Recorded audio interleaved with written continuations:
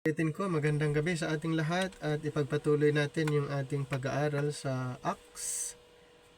Dito tayo sa Acts 12:25 to Acts 13:13.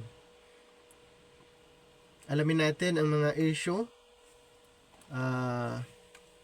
tungkol po dito. Ano ba ang mga nilalaman?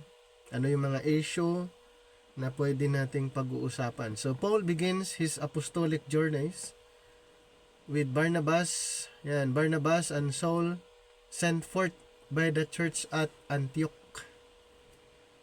So isa yan sa mga issue na maunawaan natin, yung ministry ni Paul with Barnabas, at sila po ay isinugo sa church at Antioch. And Barnabas and Saul returned from Jerusalem. Magkakasama sila, tandaan natin. Itong si Saul Barnabas, hindi pa napalitan yung pangalan niya dito. Sa Acts 13 na kasi, napalitan yung kanyang pangalan from Saul to Paul. Pero dito po sa Acts 12, hindi pa napalitan ang kanyang pangalan.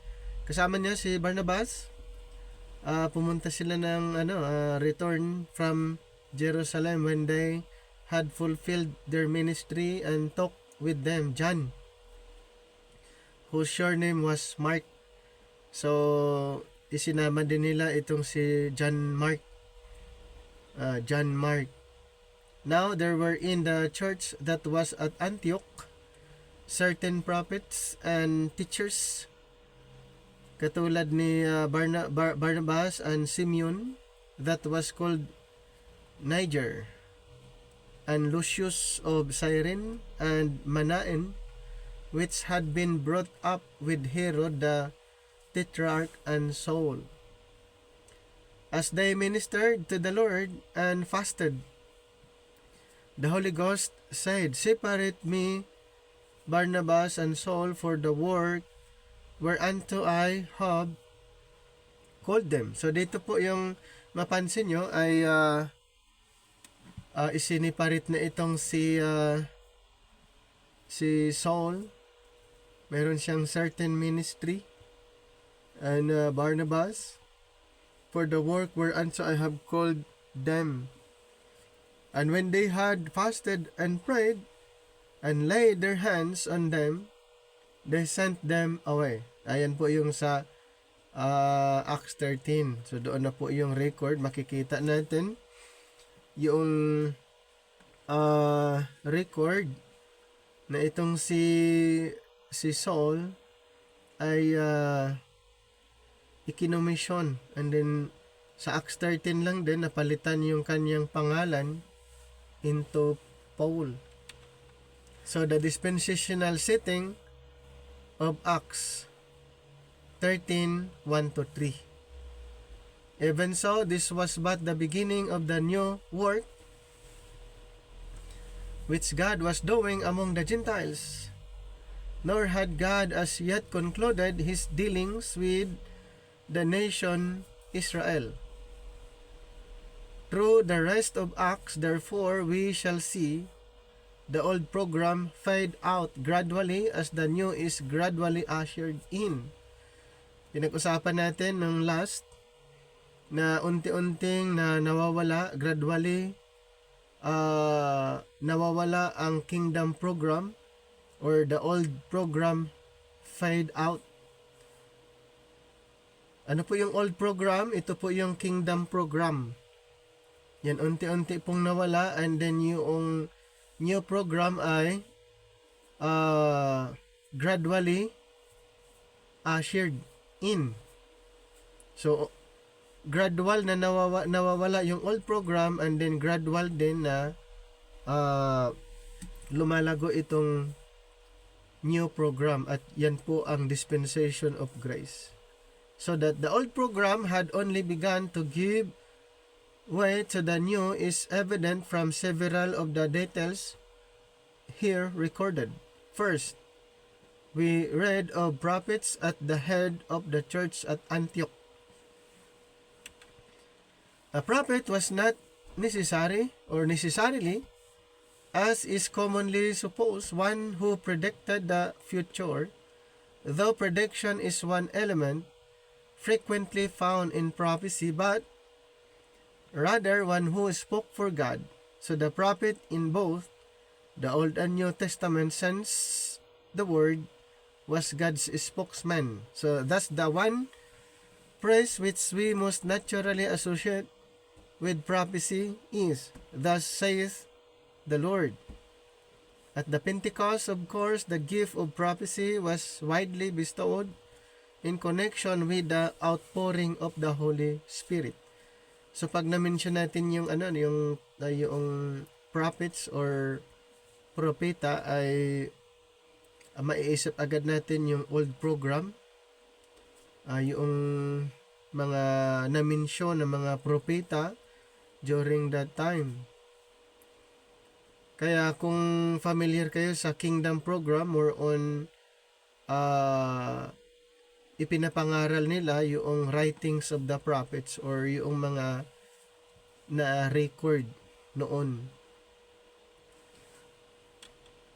It must not be supposed that those who now proclaim the written word of God are prophets in the proper scriptural sense, for both the Old and New Testaments indicate that prophecy was supernatural means by which God made known His will, while as yet the written word remained incomplete.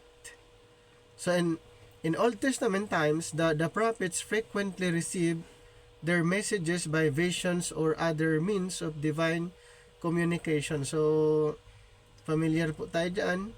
Pag na-mention ng mga propeta, sila ay directly na nakausap ng ating Panginoon. Sila ay direct na naka-receive ng mga messages from God sa pamagitan ng visions or divine communication.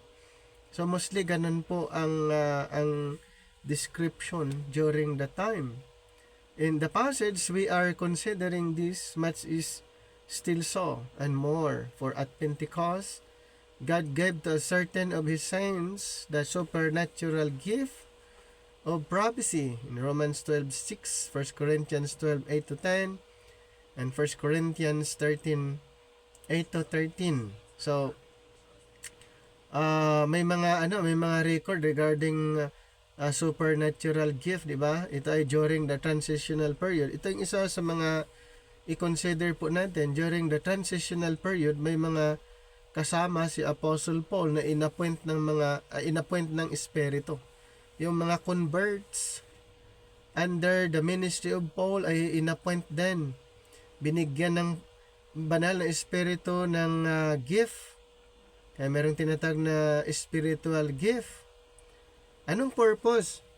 Ang purpose po doon para may makasama si Apostol Pablo habang siya ay nag-ministry. May kasama si Apostol Pablo habang nasa mission siya. Kaya ang banal na espiritu ay nag-appoint ng ibang mga leaders, binigyan ng mga spiritual gifts katulad ng yung pagiging apostle, tinatawag na prophets, mayroong pastor, mayroong teacher, mayroong evangelist. Diyan po ay nag-exist during the transitional period para si Apostle Paul ay mayroon siyang kasama habang siya ay nasa ministry. Kaya napansin niyo sa during the transition may mga nabigyan ng spiritual gifts, pero hindi lahat.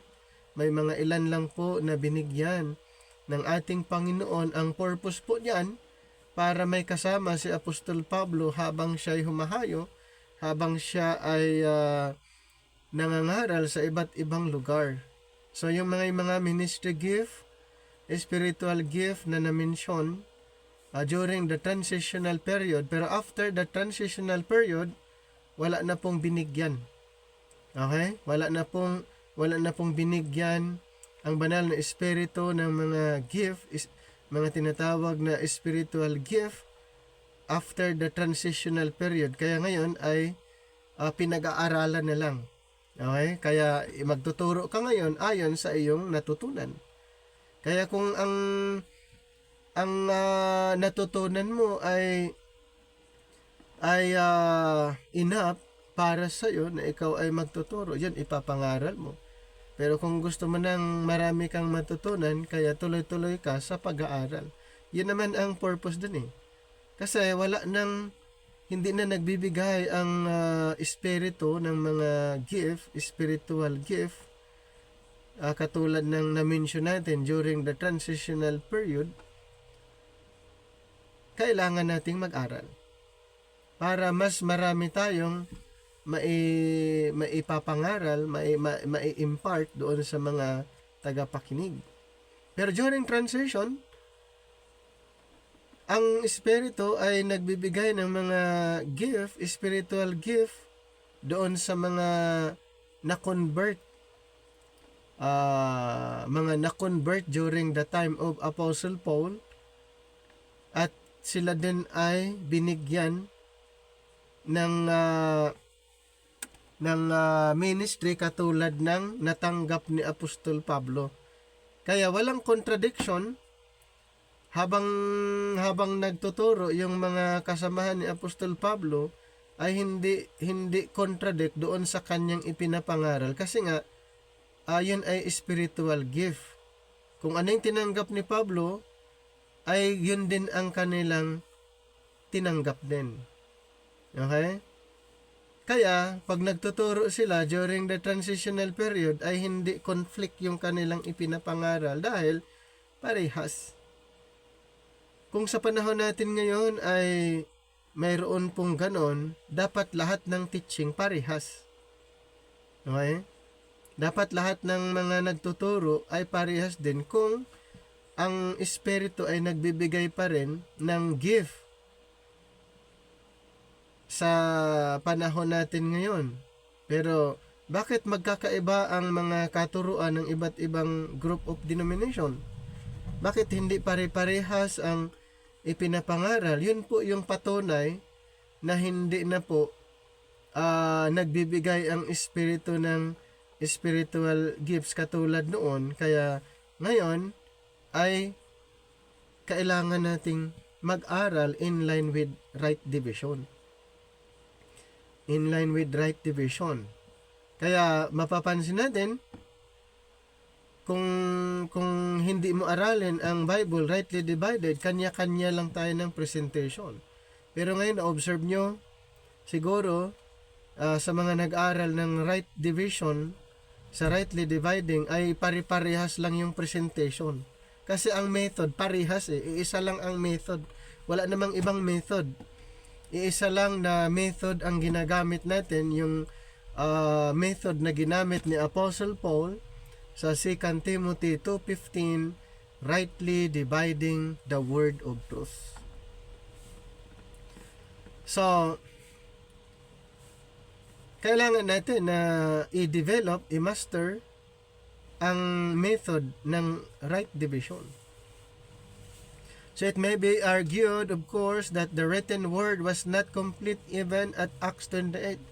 So that time, hindi pa complete yung word, yung revelation ng Panginoon kay Apostle Paul ay hindi pa complete. Kaya before Acts 28 ay may mga nag-exist pa na mga binigyan ng gift. Pero after Acts 28, wala na. So it was for the foundation of the great revelation to Paul had by then been laid. So while Paul laying the foundation, kailangan niya yung mga kasama niya, yung mga binigyan ng mga spiritual gifts habang nililaid yung foundation ng mystery o ng dispensation of grace. Kaya may mga kasama siya. So the present epistle simply develop further the theme introduced in the early epistles, so the mystery of God's purpose concerning the joint body which had already been brought into being. Ephesians chapter 3 verse 5 employs the perfect tense in the phrase as it hath now been revealed unto his holy apostles and prophets in the Spirit. It does not seem, therefore, that the gift of prophecy would continue to be necessary after Acts 28. So wala na po yon after Acts 28, hindi na yon ang pinag-uusapan, hindi na yun ang issue, at wala nang hindi na nagbibigay ang Espiritu ng kung anumang mga spiritual gifts after Acts 28. So yung mga na-record na na-mention natin, katulad ng apostles, prophets, teachers, pastors, evangelists, nag-exist during that time, during the transitional period. Yan po'y mga kasama ni Apostle Paul while laying the foundation. Then after Acts 28, wala na po. Kaya hindi pwede na may magkiklaim ngayon na sila ay mayroong gift of pastoring, gift of prophesying, gift of healing, gift of miracles, o anumang mga gift na na-mention yung during na nangyari during the transitional period, wala na po sa ngayon. Kaya katulad ng binanggit ko po, ang part natin ngayon ay mag-aral. Huwag tayong huminto sa pag-aaral. Ang part natin mag-aral. Habang may tinuturuan, mas lalong maging magkaroon tayo ng desire sa pag-aaral.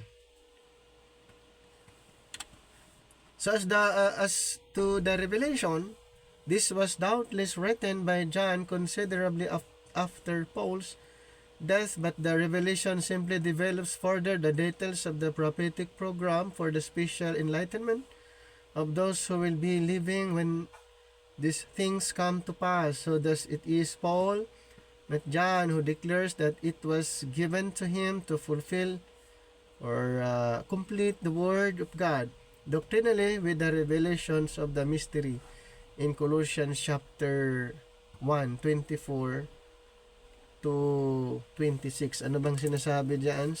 Basahin ko lang sa Colossians chapter 1.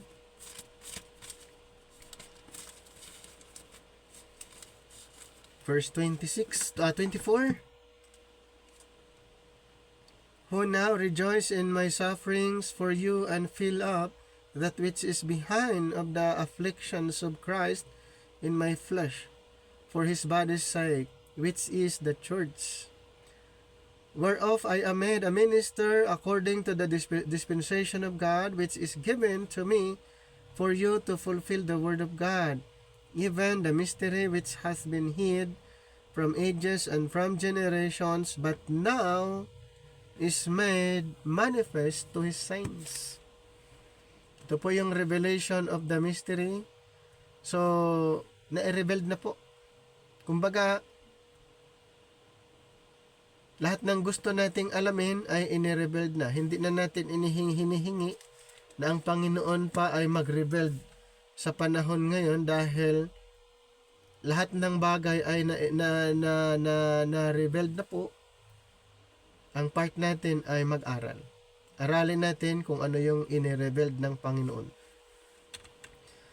Saul, one of the prophets mentioned in the passage we are considering, was of course more than a prophet. He was also an apostle, and that is the primary sense of the word, for he had received his message by the revelations of Jesus Christ himself. Galatians 1:11-12. So, si Apostle Paul ay hindi lang siya apostle, hindi lang siya teacher, hindi lang siya preacher, consider din siya as prophets and propeta under this present dispensation.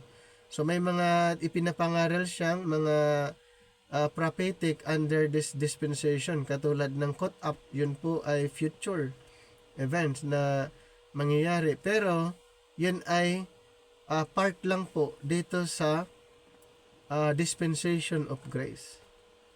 Ayan. Kaya sa Galatians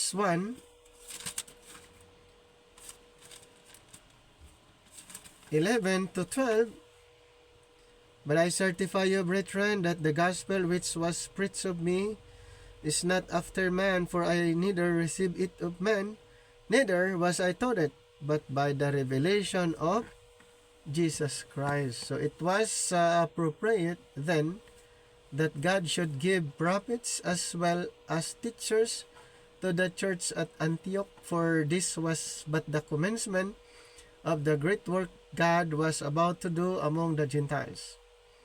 And besides Paul himself, who spoke with peculiar authority, it was necessary that there should be others who, by revelation of the Spirit, could confirm His word and thus help to establish the saints in the grace of God. So na-mention po natin kanina sa Ephesians 3:1, 3, 5. Ulitin ko po, ito ay nangyayari during the transitional period. During the transitional period. Yung mga na-mention, yan po ang mga kasama ni Apostle Paul, the time, who had already appeared to him on the road to Damascus in 1 Corinthians 15:8 and 9, Acts 26:16, and then at Jerusalem in Acts 22:17 and 18, and probably again and again during his stay in Arabia in Galatians 1:17. Ito po yung mga reference na pwedeng magagamit na ang Panginoon ay nag-reveal kay Apostle Paul. Hindi minsana na ibinigay niya ang revelation, marami pong time. Okay, may maraming time na ang Panginoon ay kinausap at nag-reveal kay Apostol Pablo.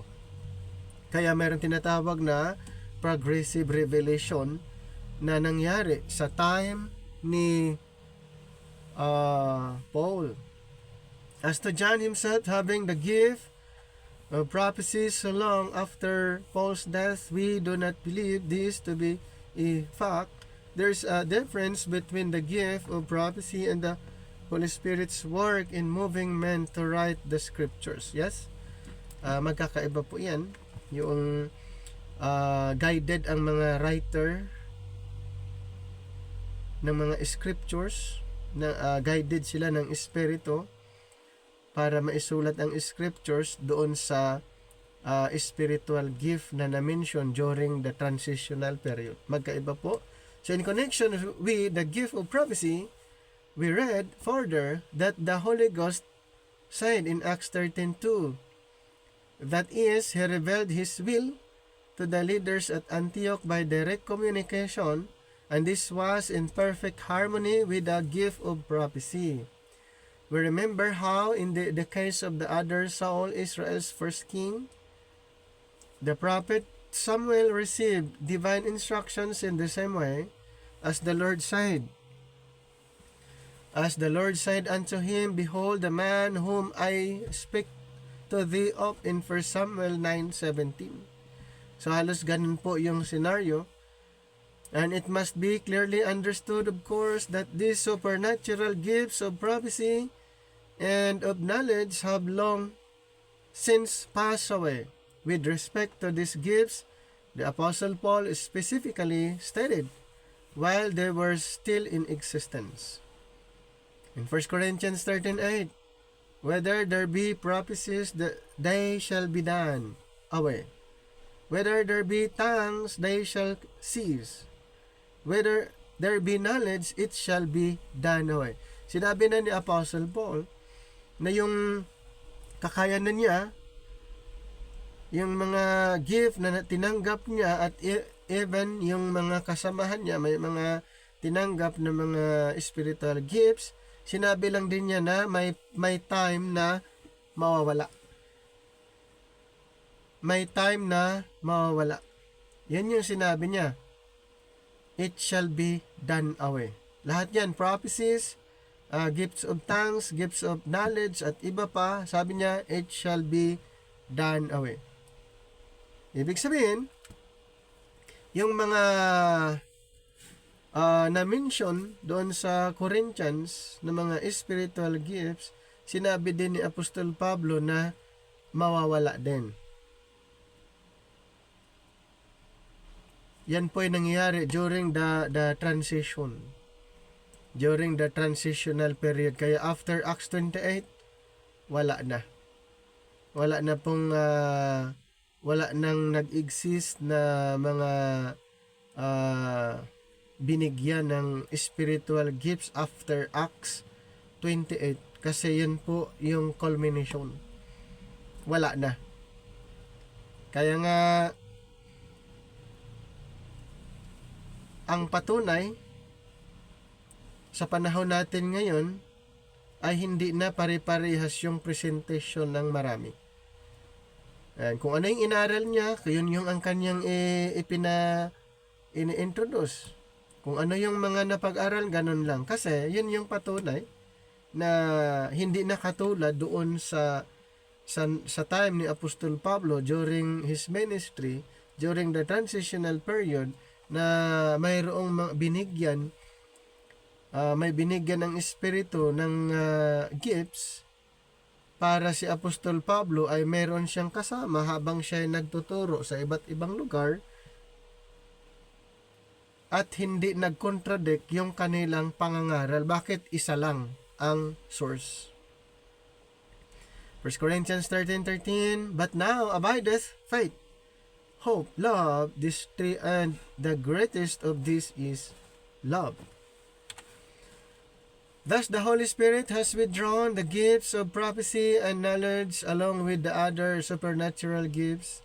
Today, we are to be aware of those who claim to speak by the authority of some special revelation, nor must we expect the Holy Spirit to speak to us in direct communication. Maingat po tayo sa panahon ngayon na may mga nagkiklaim na mayroon silang authority at binigyan sila ng special revelation ayon sa Espiritu. Wala na po. So kailangan mag-ingat po tayo. Kaya nga may mga pag-aaral tayo na ganito para hindi tayo ma-deceive sa mga ibang mga preacher na nagkiklaim na mayroon silang direct authority, special revelation mula sa banal na Espiritu. Wala na po. Ulitin ko, ang Bible complete. Ang revelation ay complete. Wala na pong iba na kinausap ang Panginoon sa panahon ngayon dahil lahat ay kumpleto na. Okay, magiging aware po tayo sa mga nag-claim na sila ay kinausap ng Panginoon, na sila ay mayroong authority, sila mayroong special revelation, kaya sila nagsasalita ng ganon. Wala na po. Hindi po yan totoo yung mga ganong claims sa ngayon. Many a wrong step has been taken by sincere believers because emotional reactions have been mistaken for facts, and it has been unscripturally supposed that the Lord told me to do this or that. Yan po'y unscriptural in our time. Nung nakumpleto na ang Bible natin, wala na pong revelation. Hindi na po nakipag-usap ang Panginoon kanino man. After na nakumpleto na po yung Bible, nakumpleto na po yung revelation of grace. Even with respect to the understanding of the scriptures, the gift of knowledge has been withdrawn. Wala na po. Noon, during the transition, ay effective. During the transitional period, mayroon pa po. Pero sabi nga ni Apostle Paul na darating ang panahon na ito'y mawawala. At yun nga po, after Acts 10:8, lahat po yung na-mention niya sa 1 Corinthians 13 ay na withdrawn.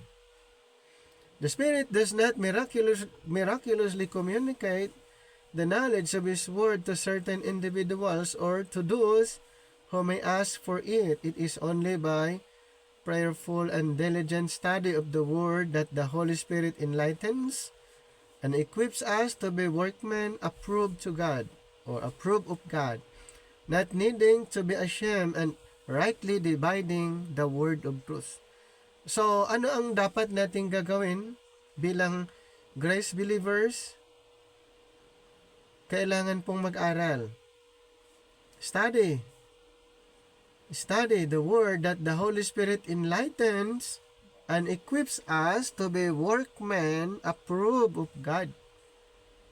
and not needing to be ashamed. Kaya nga itong ginagawa natin, tuloy-tuloy po natin gagawin. Dahil yun ay required po. Ni-required po sa atin yan ng mga grace believers na mag-aral. Hindi po enough yung alam natin, mayroon tayong alam. Hindi po yun enough. Okay? Ang ni-required po ay yung continuous learning. Continuous studying. Hindi yung alam natin yung mga portion or yung part ng scripture hanggang doon lang. Hindi po. Dapat continuous learning po. Mag-aral tayo.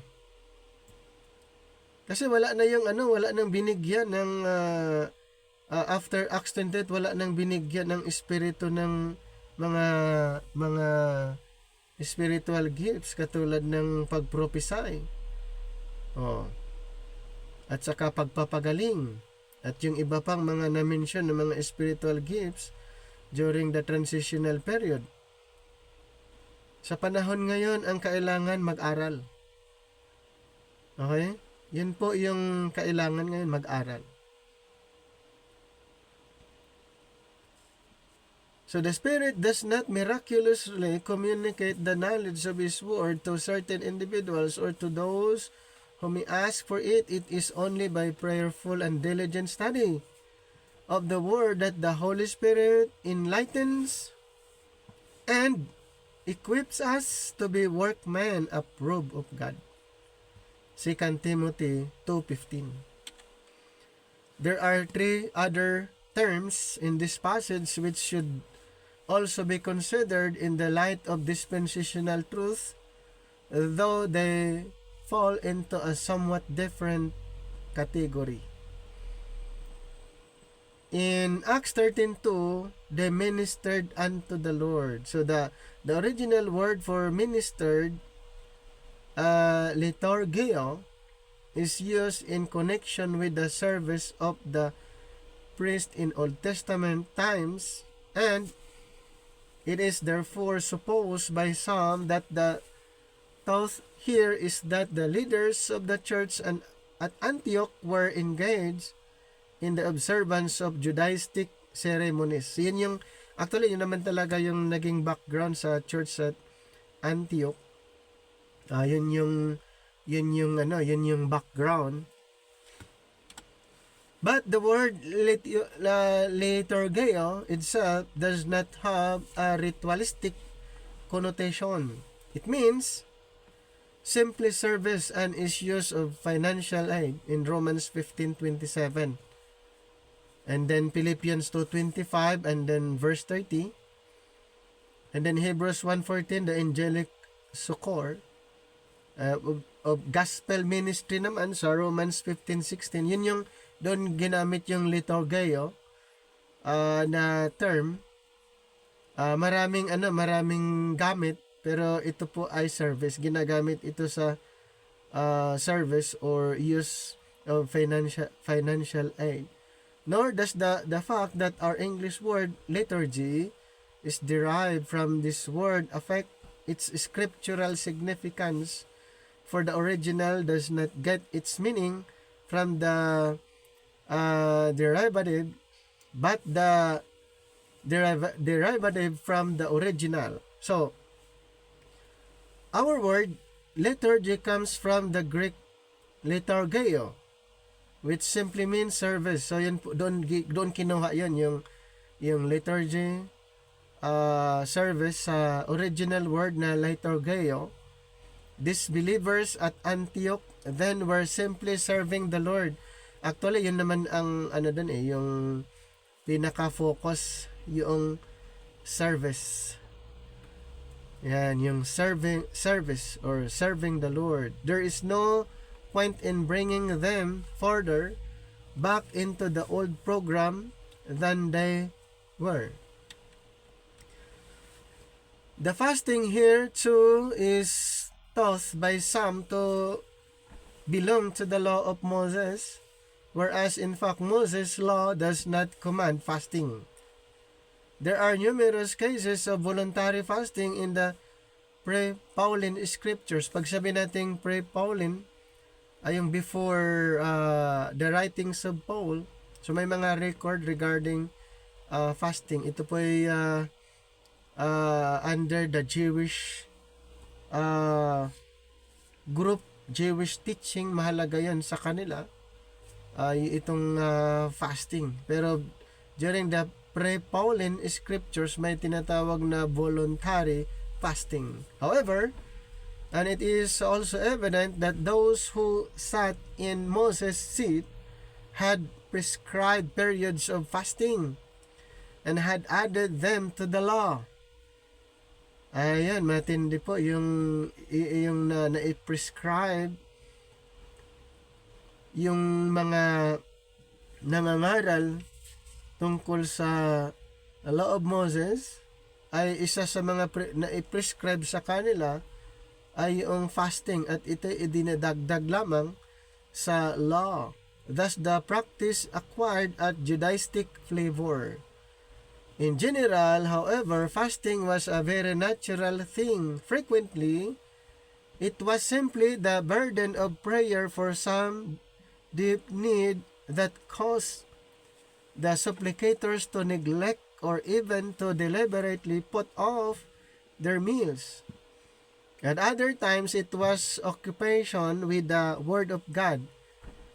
Anong sabi ni Job sa 23:12? I have esteemed the words of his mouth more than my necessary food. Ayun yung na-describe yung sa fasting. And there is nothing in this that is inconsistent with the dispensation under which we live, and it is surely pleasing to God at any time. If His people are so deeply exercised about spiritual things, so intensely occupied with prayer or the study of the Word, that they neglect or put aside the thought of food or for a time. So on the other hand, no believer in this dispensation of grace can subject himself to prescribed fast without coming under the bondage and condemnation of legalism, according to Galatians 4:9, verse 10, and chapter 5, verse 1, and then verse 13, Colossians 2:20 and 21. So mayroon bang na-prescribe ba ang fasting under the dispensation of grace? Ito ba ay mandatory na pinapagawa under the dispensation of grace? Wala po. Kaya po ay practice under the law, under the law. Kaya nga sa Galatians 4:9, kung babasahin natin, yan po ay katuruan na naidagdag sa law of Moses, practice na naidagdag sa law of Moses. At sinabi ni Apostle Paul in Galatians 4:9, but now, after that ye have known God, or rather are known of God, how turn ye again to the weak and beggarly elements, whereunto ye desire again to be in bondage? Kasama po doon yung fasting. Ayan. Naidagdag po yan sa na-prescribe doon sa law of Moses, at under grace ay hindi po yan required.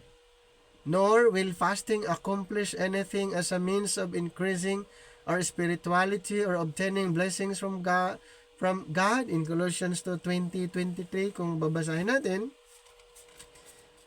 Colossians chapter 2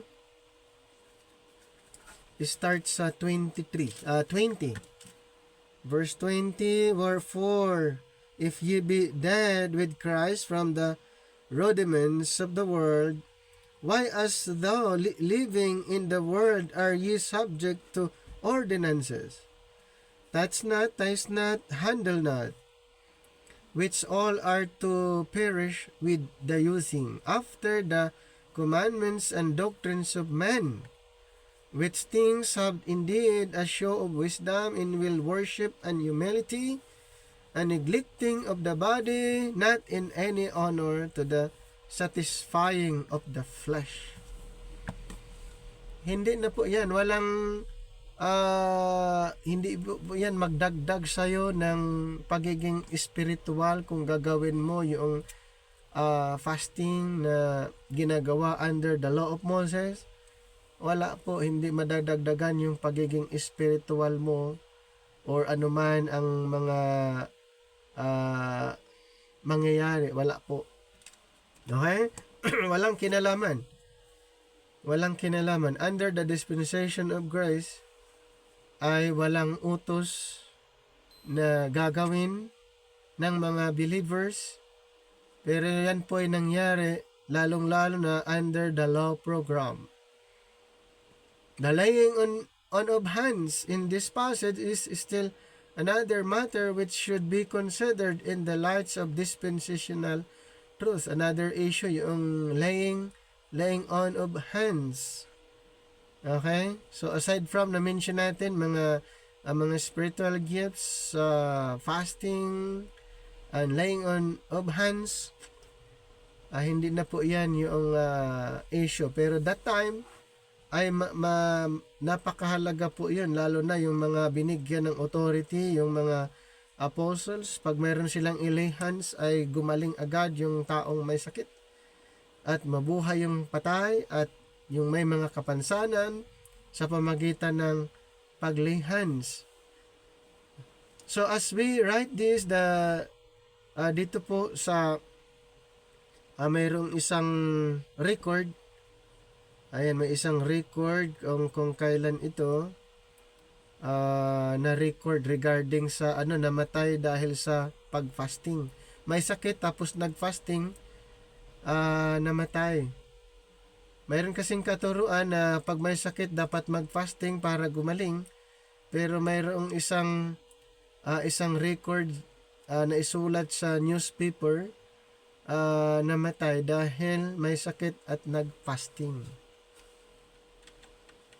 It is true that during the Acts period, the Holy Spirit or some special gift of the Spirit was frequently imparted by the laying on of hands. Acts 8:18, meron pong mga natulungan dahil doon sa pag-lay hands kasi mahalaga nga yan during that time. Nevertheless, the laying on of hands in itself did not necessarily involve anything miraculous. The practice in Old and New Testament alike simply signified identification. Surely, the laying on of hands referred to in Hebrews 6:2 involved nothing miraculous. It was simply the high priest identifying himself and his people with the scapegoat and placing their sins symbolically upon the head of the goat in Leviticus 16:21. Ito ba ang laying on of hands, ito ginagawa ng mga high priest noon once a year. Ilagay nila ang kanilang kamay sa ulo ng kambing at yung kambing pakawalan. So yun po yung mga record, yung tinatawag na scapegoat. Okay, placing their sins symbolically upon the head of the goat. And then, anong gagawin sa kambing after ng seremonya? Pakawalan nila yung kambing doon sa wilderness hanggang mamatay. So, yun yung isa sa mga ginagawa ng mga high priest noon. Yung laying on of hands. Nor is there any identification that the leaders at Antioch imparted to Barnabas and Saul, their superiors, any miraculous powers by laying their hands upon them, nor even though we see anything ritualistic about the laying on of hands here any more than there was in the extending of the right hand of fellowship to Paul and Barnabas by James, Cephas, and John in Galatians 2:9.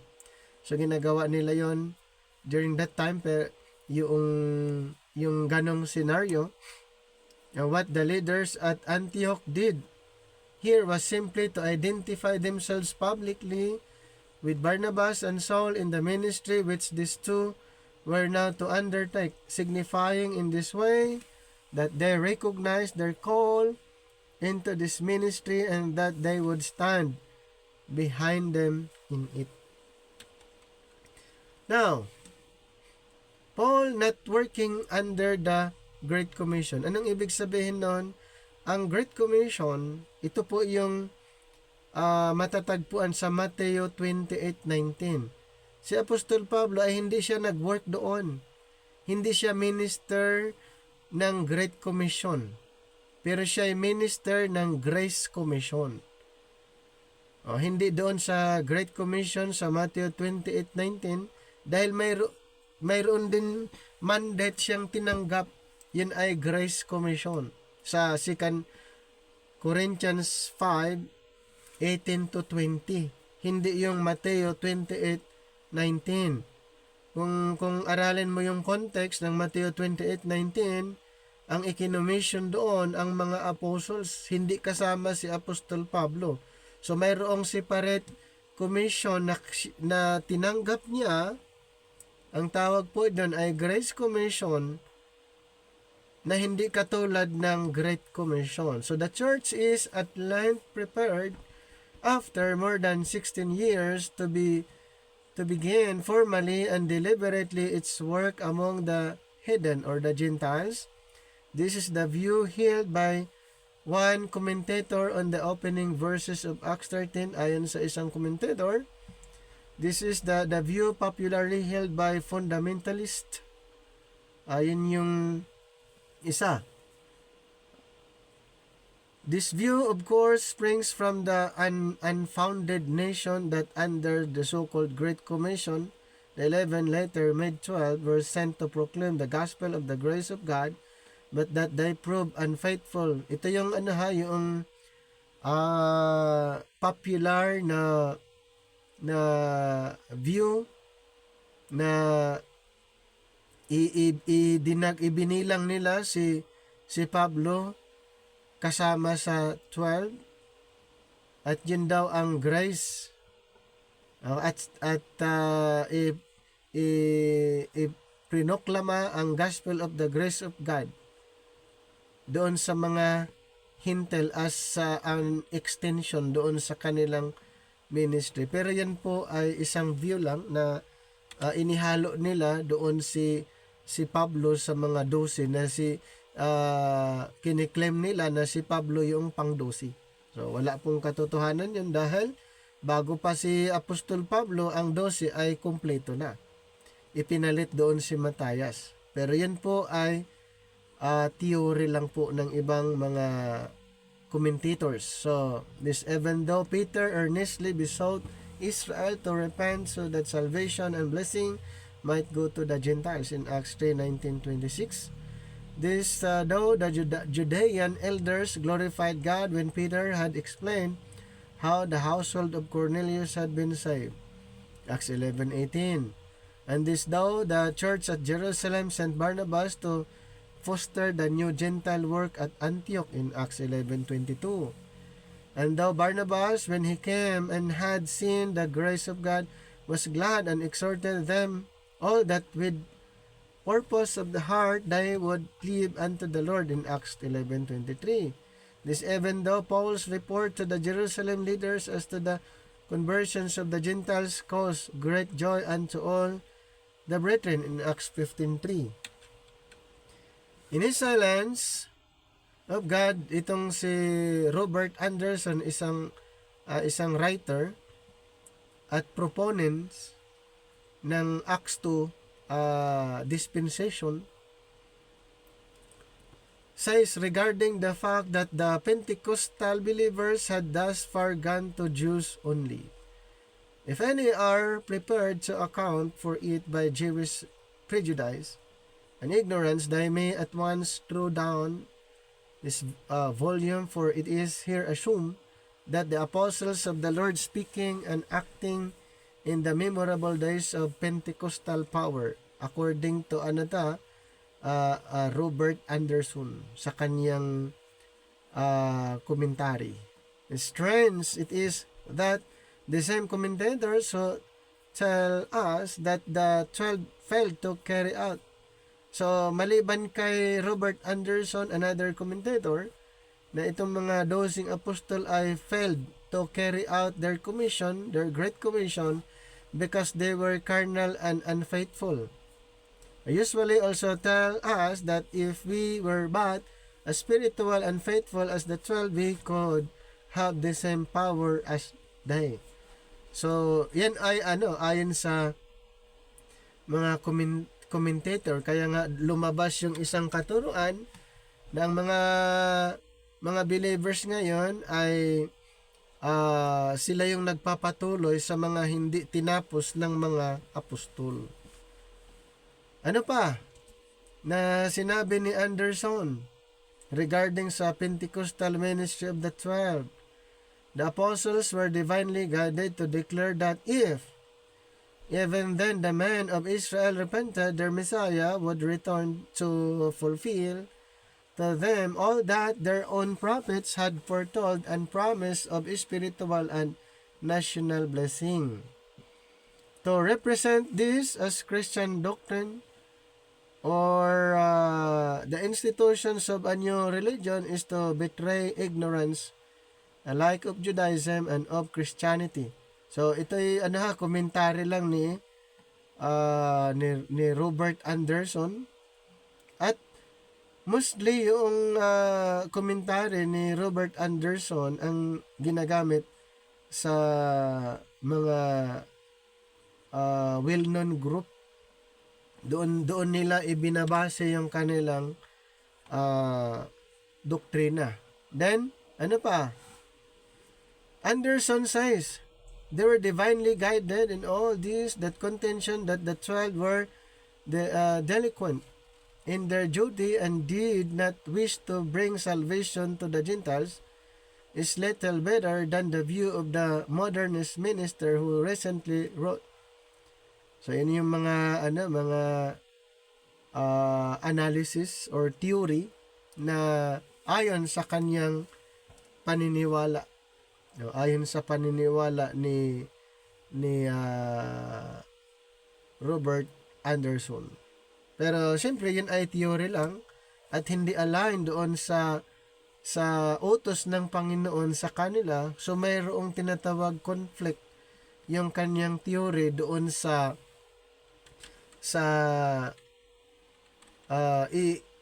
ibinigay na mission ng ating Panginoon sa mga apostles. Dito tayo sa 1 Corinthians 15:5-8, Paul speaks of himself as separate from the 12. Alam po natin si Pablo ay separate sa 12, hindi ayon sa nabanggit natin kanina na may mga commentators, at isa doon si Robert Anderson at iba pang mga commentators na isinama nila si Pablo doon sa 12 apostol. Si Pablo po ay separate apostle. Hindi po siya kasama sa 12 apostol. Ang 12 apostol ay mayroon na silang mission exclusively to the lordship of the house of Israel. And Apostle Paul, mayroon din siyang mission. Binigyan din siya ng mission ng ating Panginoon na siya'y apostol para sa mga hintel. So Paul speaks of himself as separate from the 12. He had first been called as an apostle on the road to Damascus, far from Jerusalem, entirely apart from the authority of the 12 and independence of their great commission. And now he is sent to go far hence into the Gentiles' territory by the church at Antioch, again entirely apart from the authority of the 12 and independent of their great commission. Indeed, one of the 12 had already died. Hindi po kasama si Apostol Pablo doon sa mga 12. Ibang mission, separate mission po siya. Iba ang kanyang marching order na tinanggap, iba din yung marching order ng mga 12 apostol na karamihan ito po'y pinagsama. Dapat wag po nating pagsamahin yung ministry ng dalawang group of apostles para hindi po mag-conflict, para hindi po tayo ma-confuse habang ipinapangaral natin ang mga katuruang ito. So the beginning of the present dispensation. Much has been written on the questions of the historical beginning of the dispensation of grace and of the body of Christ. But it is well that we take careful accounts of doctrinal and spiritual consequences in this matter, lest we confuse majors with minors, and so become indifferent to serious errors on the one hand, or gibble about trivialities on the other. Kailangan alam natin yung beginning of the present dispensation para hindi po tayo ma-confuse, lalong-lalo na sa dispensations of the grace of God and the body of Christ. As we have already pointed out, it is serious error to hold that the new dispensation began at Pentecost with Peter and the 11 working under the Great Commission. Magkaroon tayo ng problema pag ganun po. Hindi po sa Acts 2 nagsimula ang dispensation of grace. Wala po sa Acts 2, wala doon sa Pentecost. Hindi po doon. Ang dispensation of grace ay inirevealed ng Panginoon kay Pablo. Tandaan natin na convert si Pablo Acts 9. Pero may mga teaching na ang dispensation of grace ay doon sa Acts 2. Doon sa Pentecost. Hindi po. Ang dispensation of grace inirevealed ng Panginoon kay Pablo. Basahin ko lang yung Ephesians chapter 3. Sa kanya inirevealed. Wala sa Acts 2. Chapter 3 verse 1 to 3, For this cause I, Paul, the prisoner of Jesus Christ for you Gentiles, if ye have heard of the dispensation of the grace of God which is given me to your word, how that by revelation, ito po sa verse 3, how that by revelation He made known unto me the mystery. Ano po yung inirevealed sa kanya dito sa verse 2? The dispensations of the grace of God. Ibinigay sa kanya. Kaya ulitin ko po, hindi sa Acts 2. Ang dispensation of grace, hindi po sa Acts 2. Hindi po sa Pentecost. Ito po ay inirevealed ng ating Panginoon, ibinigay, ipinagkatiwala ng ating Panginoon kay Apostol Pablo. Si Apostol Pablo, hindi pa po siya na-convert Acts 2. Kaya hindi po pwede na ang dispensation of grace ay sa Acts 2. Mahirapan po kayo magkaroon ng confusion, error, conflict kung ang paniniwala nyo na ang dispensation of grace ay sa Acts 2 na ito'y inirevealed ng ating Panginoon kay Apostol Pablo. There is no warrant for divorcing the mystery of the body from the dispensation of grace, for the mystery is the dispensation of grace. Ayon sa binasa natin sa Ephesians 3:2-3, if ye have heard of the dispensation of the grace of God, which is given me to you, word, how that by revelation He made known unto me the mystery. Thus the body or the subjects of the mystery is the product of the dispensation of grace. Believing Jews and Gentiles by grace and on the basis of Christ's finished work are reconciled to God in one body. Romans 11:32 and Ephesians 2:16, Ephesians 3:1-11. Malinaw po, wala pong record sa Acts 2 na Jews and Gentiles reconciled. Pero under the dispensation of grace, Jews and Gentiles were reconciled. Ano pong nangyari sa dalawang ito? Tinatawag na one body. This error denies the absolute distinctiveness of Paul's apostleship and makes his ministry a perpetuation of that of the 12. It makes of him simply an additional apostle also called to work under the Great Commission, although he is supposed to have developed further the truths the 12 were sent to proclaim. Kaya nga, matinding error talaga kung ihahalo natin yung ministry ni Paul doon sa 12. Kaya nga mayroong Jerusalem Council na nangyari dahil hindi sila magkasundo, lalong-lalo sa presentation at yung mga teaching. Tapos, may mga preacher, teacher, minister ngayon na paghahaluin. Ang resulta po, pag paghahaluin natin yung ministry ng dalawang group of apostles, ay confusion.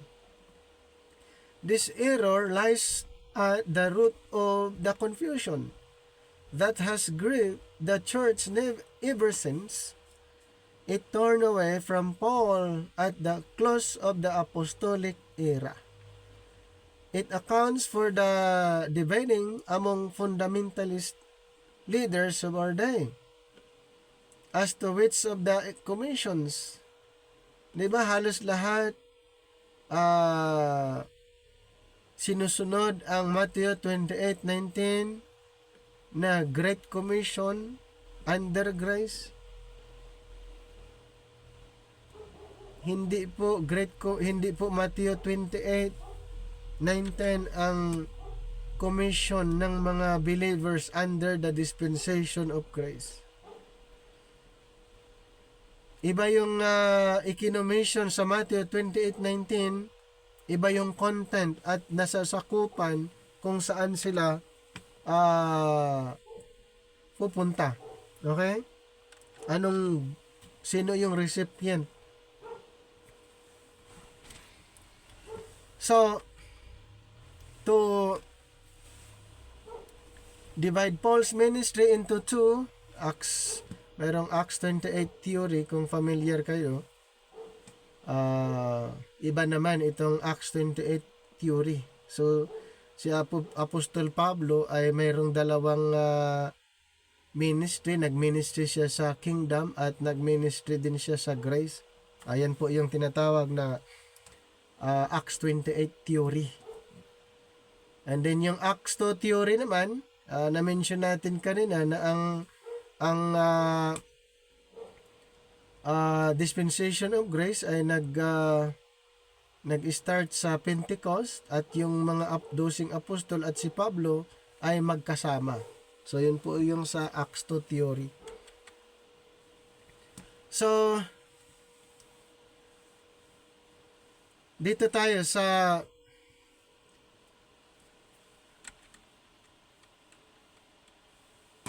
isang position kung tungkol sa beginning of the church, the body of Christ, ay kailangan po nating maunawaan na ito po ay ipinagkatiwala ng ating Panginoon kay Apostle Paul.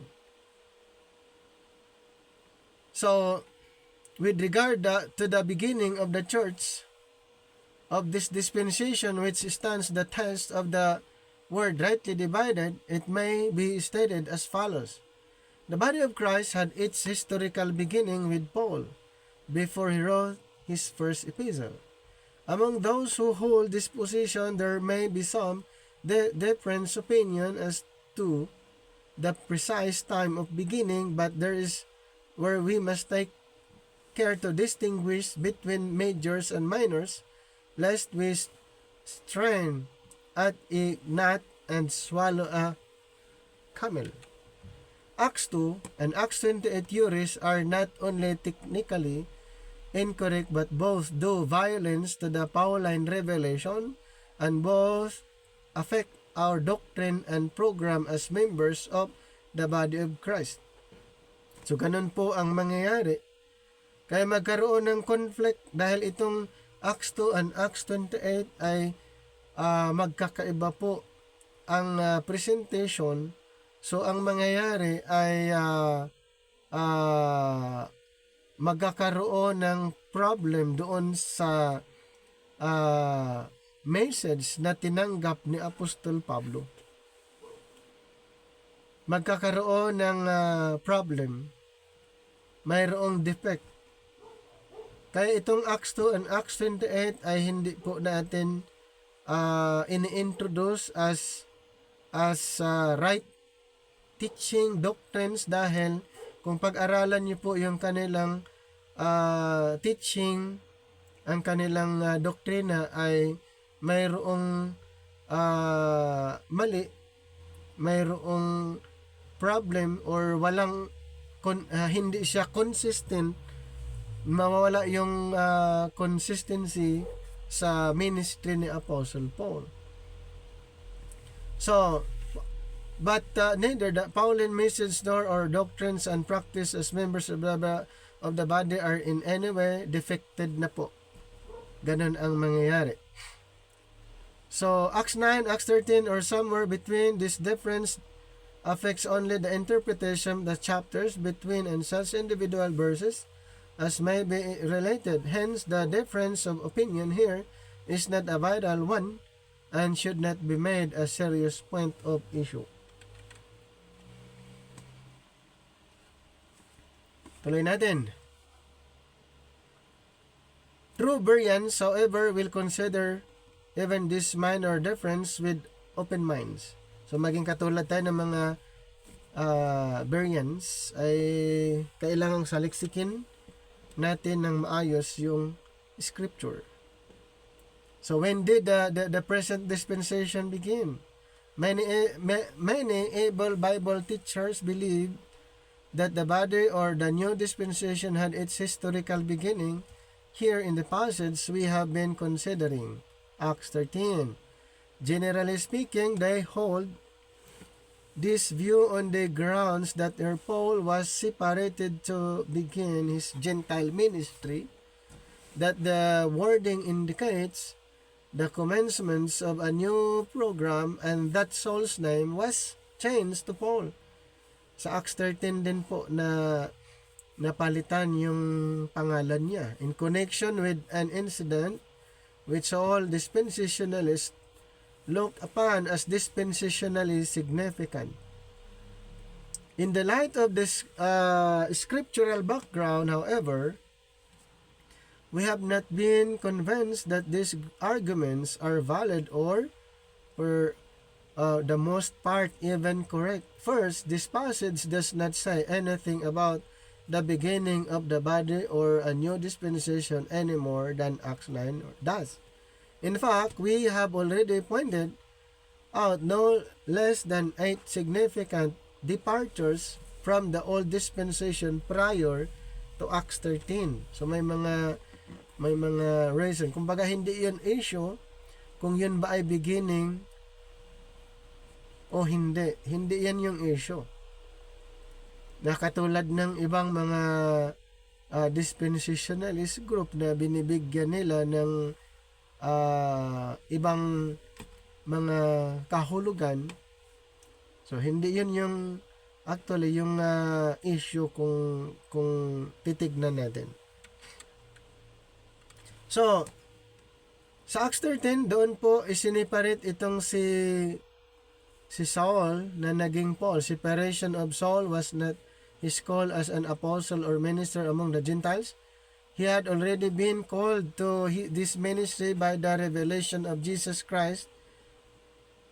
May record doon sa Acts 26, 16, 18, and 22, 17, 26, Galatians 1, 11, 12. This was rather the Spirit leading the church at Antioch or to give him up for the work to which he had already been called, going far hence among the Gentiles. Yan yung malinaw na message na tinanggap ni Pablo. Ano pa? Paul, like the 12, was appointed an apostle by the Lord. Katulad siya ng 12 din na siya tinawag din ng Panginoon, inappoint din siya. Not primarily by the Holy Spirit. Indeed, a personal commission by Christ was the prerequisite of apostleship. Diba sa Romans 1:5 and 1 Corinthians 9:1? So malinaw yan kay Apostle Paul. Ikinommission siya. Meron siyang separate mission na hindi katulad ng mga ginagawa ng mga dosing apostol. So the fact that from Acts 13:9 on Luke by the Spirit calls him Paul, and that before long his name consistently precedes those of Barnabas and Silas. When it is mentioned with theirs is of course significant, but not necessarily significance of the historical beginning of the body of Christ, for neither of these things happened when he was separated from the church at Antioch. What all this signifies is simply Paul's ascendancy over others as God's minister to the Gentiles. So napakalinaw po yun, yung mission na tinanggap ni Apostle Paul. So may mga ilang reason dito na pwede nating i-consider. We believe that Paul's conversion and call to apostleship marks the beginning of the new dispensation and of the body of Christ, and we believe his conversion is the natural, logical, scriptural place for its beginning for the following reason. Unang reason, as the 12 apostles represented the 12 tribes of Israel, so Paul as one apostle represents the body of Christ, the oneness of which is consistently emphasized in Scripture. Romans 12:5, 1 Corinthians 12:13, Ephesians 4:4. So yun yung unang rason. Kung ang 12 ay representative ng 12 tribo, kung 12 apostol, representative naman sila ng 12 tribo ng Israel. At si Pablo naman, siya pinili bilang representative sa body of Christ. Pangalawang rason, Paul, like, or especially in this, since Paul, like that the body was two in one, and he was a born Hebrew and a born Roman, and intensely both in one person, Philippians 3:5, Acts 16:37. Moreover, he was an enemy, reconciled to God by abundant grace. In this, he is the natural representative of the joint body composed of Jews and Gentiles reconciled to God by grace in Ephesians 2:16.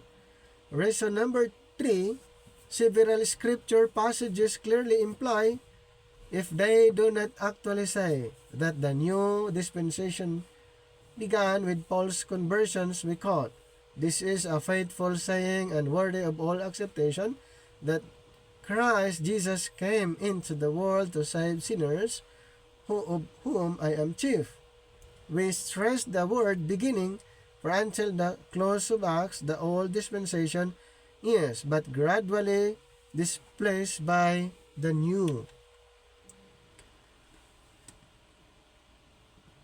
1 Timothy 1:15-16, "Howbeit for this cause I obtain mercy, that in me first Jesus Christ might show forth all long suffering for a pattern to them which should hereafter believe on him to life everlasting." So yun yung mga actually ang dami po na mga pwede nating i-consider sa pagpili ng ating Panginoon kay Apostle Paul. At tandaan po natin, si Pablo ay pinili ng Panginoon apostle para sa mga Gentiles. So Paul's first apostolic journey. So they, being sent forth by the Holy Ghost, departed unto Seleucia, and from thence they sailed to Cyprus. Ito po yung first journey ni Paul. And when they were at Salamis, they preached the word of God in the synagogues of the Jews, and they had also John to their minister. And when they had gone through the isle unto Paphos, they found a certain sorcerer, false prophet, whose name Barsus, which was with the deputy of the country, Sergius Paulus, a prudent man who called for Barnabas and Saul and desired to hear the word of God.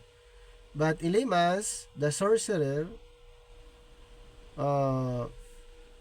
withstood them, seeking to turn away the deputy from the fight. Then Saul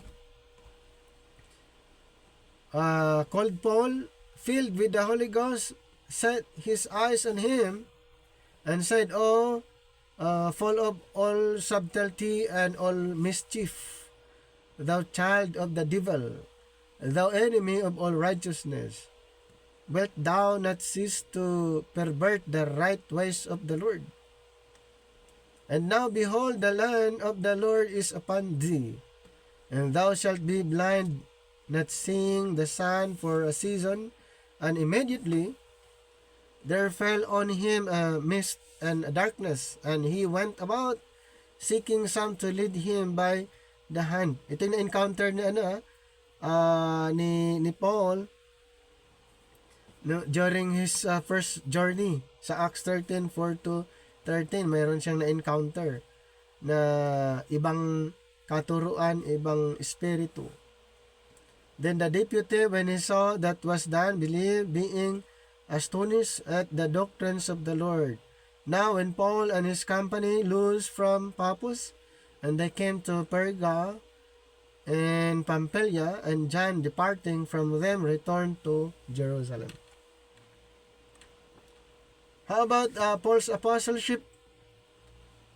We have called this journey in which Barnabas and Saul were sent by the Spirit Paul's first apostolic journey, for the reason that the more popular phrase, Paul's first missionary journey, has left many with the false impression that Paul was simply a foreign missionary, as we think foreign missionaries today.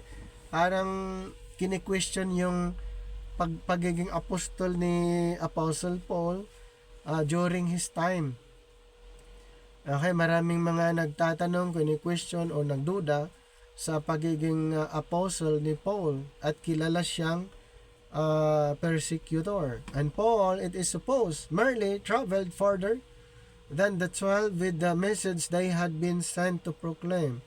And thus, our adversary has scored another victory in his attempt to obscure the fact that Paul was an apostle as fully as were the 12, chosen and commissioned by the ascended Lord, independently of them, that in view of Israel's rejections of their offer of the kingdom, God had raised up Paul to proclaim a new message, the gospel of the grace of God among all nations. Yan po yung tinanggap ni Apostle Paul. Yung mga 12 apostles ay pinili din ng Panginoon at mangaral tungkol po sa kaharian. Pero itong si Apostle Paul ay pinili ng Panginoon para iproklama, iparating sa mga hintil ang mensahe.